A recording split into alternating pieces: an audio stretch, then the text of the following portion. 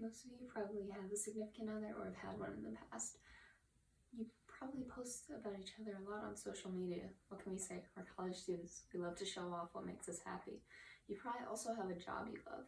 What if your employer saw you post about your boo, they decided they didn't like them, and they fired you the next day for it? That'd be pretty messed up, right? You'd be rightfully upset. If you knew this could happen, you'd likely never post about your dating life. Living in fear of losing your job just because of who you date shouldn't be something anyone has to experience. If you're straight, you never have to experience this. In much of the business world, there are laws to protect people like me from being fired based solely on sexuality or gender. However, the church seems to be exempt from these laws. I volunteered and worked at a church for 7 years. I started in the 5th grade and I thought it was so fun and I was so lucky. I got to be with all my friends in my favorite place 3 or 4 times a week. I was in a traveling band and I even got to be part of the live recording.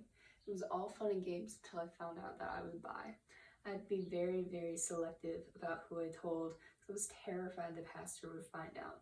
At that time, working in a church was the only fun thing I did. That's where I made my money, that's where all my friends were, and I had great opportunities for the future there. I couldn't afford to mess that up. Now I have a good job away from the church and actually recently left them entirely. It's so freeing to be able to be myself and not be terrified to tell anyone about something that's very important to me. Even though I'm able to be this free, it doesn't mean others are. I believe that you shouldn't have to live in fear of losing your job just because of who you love or how you identify. In this speech, I'll be discussing how churches get away with refusing to follow equality laws and how we could potentially bring about change in this area. Right now, I'll give a brief explanation on laws that protect LGBTQ+ rights and how churches bypass them. It is barely fathomable how recent laws have been passed that give LGBTQ community rights that straight people inherently have. On June 15th, 2020, according to the CNBC, the Supreme Court ruled that employers cannot fire employees simply for being gay or transgender. While this is a monumental moment for the community, it should still shock you that less than a year ago, you could be fired just for loving someone of the opposite sex or for not identifying with the gender that you were assigned at birth. COVID is older than this ruling. On September 8th, 2020, the Trump administration sided with the Catholic Church, saying that the church could fire a school teacher just for being gay. According to the Washington Blade, Joshua Payne Elliott was a world language and social studies teacher at Cathedral High School here in Indiana. After Payne Elliott was outed as a gay man, the archdiocese told the school to either fire him or they wouldn't associate with the Catholic Church. The school didn't want to fire him, but after this threat, they had no choice. This is wildly unjust.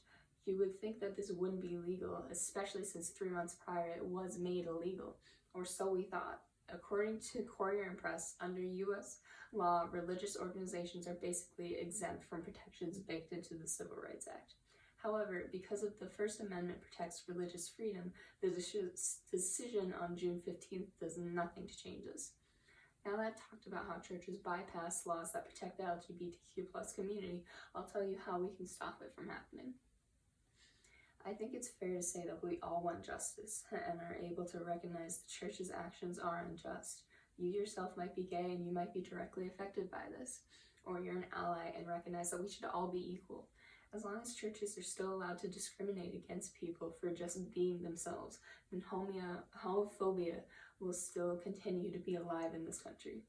There are LGBT people who are or were Christians but are falling away from the church due to the church's homophobic actions. We can change this on a small level by talking to members of churches. And if certain churches start changing how they operate and stop discriminating against LGBT individuals, it will make it easier to change laws that protect us. Now that I've told you all about how we can change this, let's talk about how it will benefit you. This is just a small step that we can take towards ending homophobia in this country. If you think it doesn't exist or only exists in a few powerless people, you're mistaken. Just as an example, according to the BBC, Arkansas just banned gender-conforming treatments or surgery for trans youth. The suicide rate of trans youth is already absurdly high, and this will do nothing but increase it. Mississippi has also banned trans girls from participating in girls' sports in schools. These are just two examples of bigoted people in power that are just making life that much more difficult for the LGBTQ community. Even if you're not gay, you likely have friends or family that are. You should now see that changes need to be made. LGBTQ plus rights have come a long way, but we still have a long way to go. Making sure churches can't bypass laws that protect gay and trans rights is an important first step. Currently, we have 2 Republican senators and we live in Indiana, so writing a letter to them about this topic would be as effective as just throwing it in the trash. But what you can do is talk to your church and see if they'll make a change in their building. I also have several links to different organizations that are fighting for LGBTQ plus rights that you can donate to. There's also a link to donate to the Trevor Project. The Trevor Project is a suicide prevention lifeline for anyone, but anyone that picks up the phone is trained to help with depression and anxiety in LGBTQ plus youth. They've helped me a lot and I'm so grateful for them. However, they're desperately understaffed. It's scary and vexing when you're in crisis and you have to wait an hour to talk to someone. Now that it's been illegal to fire employees for their sexuality and gender orientation for a year, I think it's a great time to stop churches from being exempt from a ruling that made the rest of the country has to abide by.